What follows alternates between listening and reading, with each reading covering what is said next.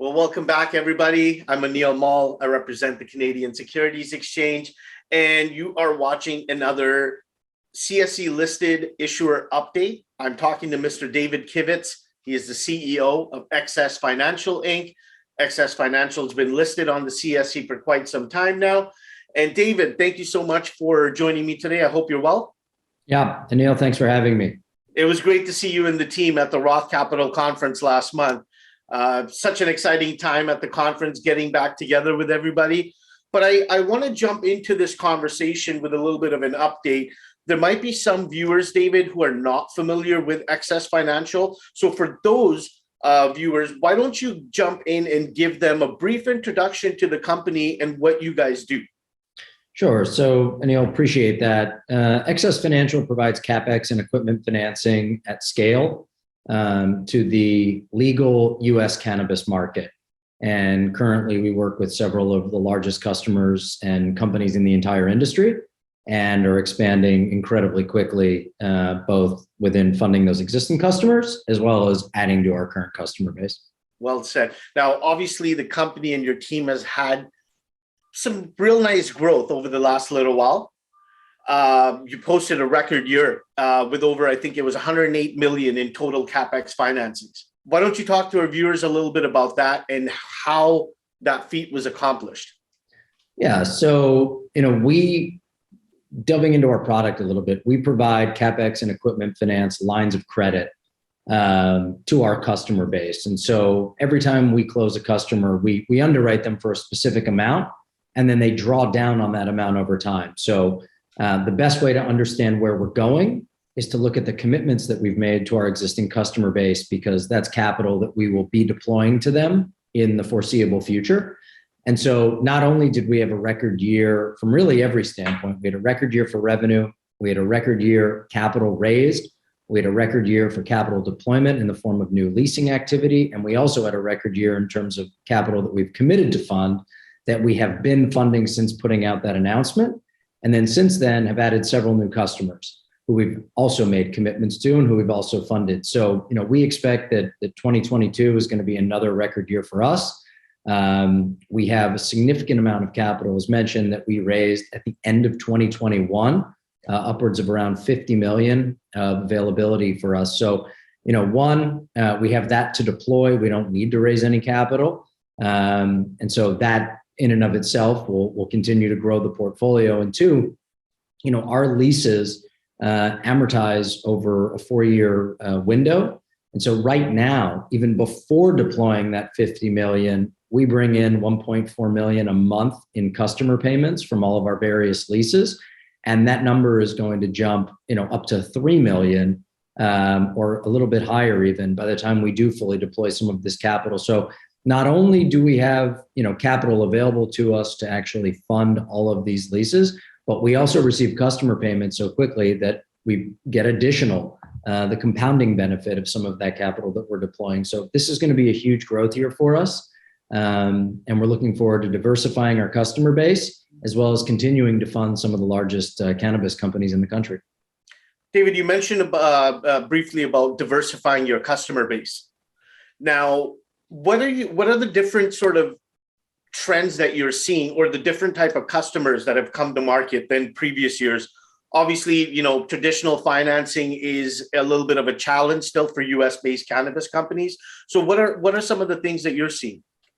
Yeah, so one of the benefits that we have noticed, I suppose, or the kind of trajectory that we've seen in our customer base is they're professionalizing, they're producing better numbers from a financial standpoint than they have in the past, and they've really built significant sized businesses.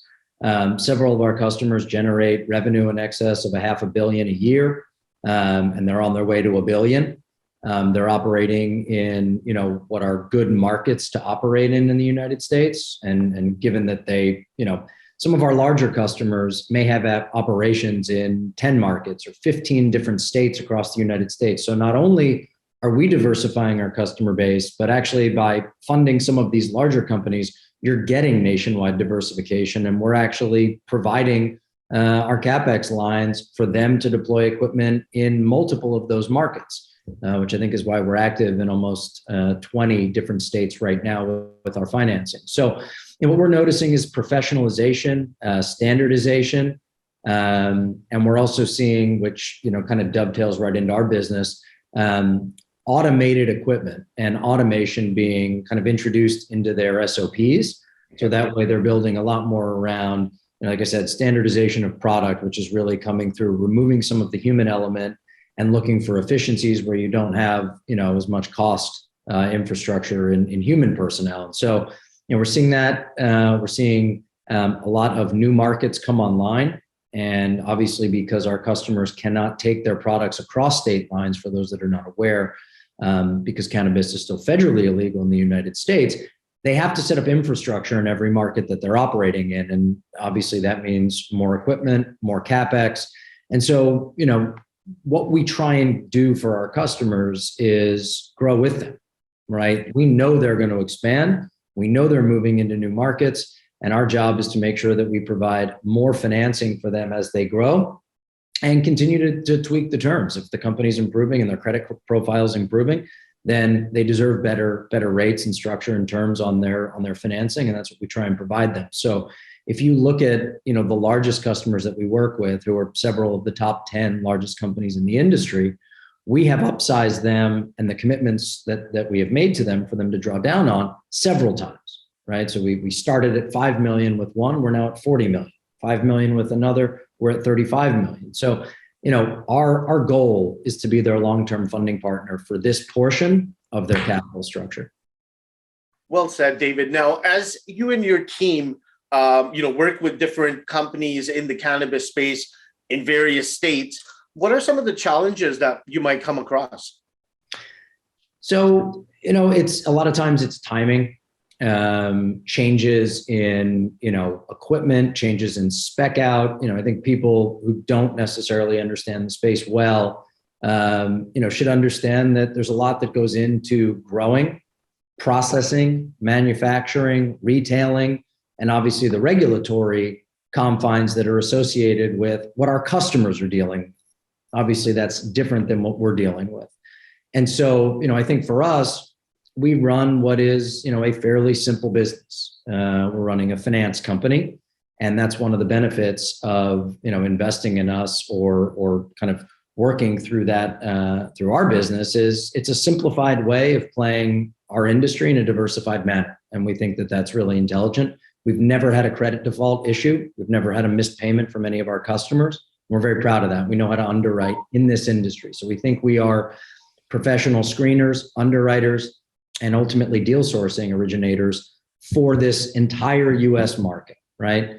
But what our customers are dealing with is quite a bit of complexity. And the ones that have gotten good at it and have built a market are really the ones that we're looking to support. And that's, why we haven't had any credit issues. So, those who are doing things the right way, those who have a thoughtful approach, and have proven that they can create, grow, manufacture, process, retail, these products are the companies that ultimately you'll see in our portfolio.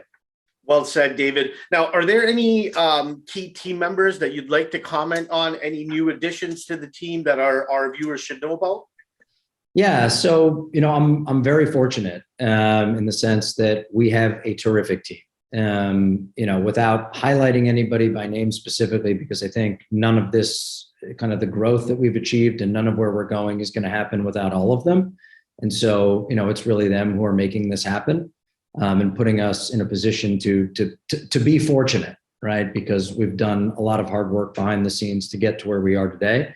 But what I think is important for the viewers is, we have folks who have spent 30-year track records and backgrounds helping grow some of the largest equipment finance and CapEx finance companies in the entire country. And that's non-cannabis. And so, obviously we're kind of, very, very comfortable, and as seen in our credit default risk issues, having no missed payments. We know what we're doing in terms of underwriting, documentation, and selling the product to the customer base. Beyond that, we have all the skill set that you would need to run, an institutionally backed finance business. And, there's no better sign of that than the $44 million unsecured convertible debenture that we closed in November. That was principally led by a very sizable asset management firm down here in the States. And so we're doing things at an institutional scale, and I think that's going to ultimately be reflected in our numbers, in our share price, in our market cap. And so no, I think we have a team that's grown significant size businesses before. We understand what we're doing in terms of capitalization, leasing specifically, and obviously public market dynamics. And so, all the pieces that you would need to do what we're doing at 10x, 20x, 30x, the scale of where we are now, are already in place. Great summary there, David. Now, are there any, I know you've hinted on this a little bit, but are there any milestones viewers can look out for in the upcoming months from you and your team?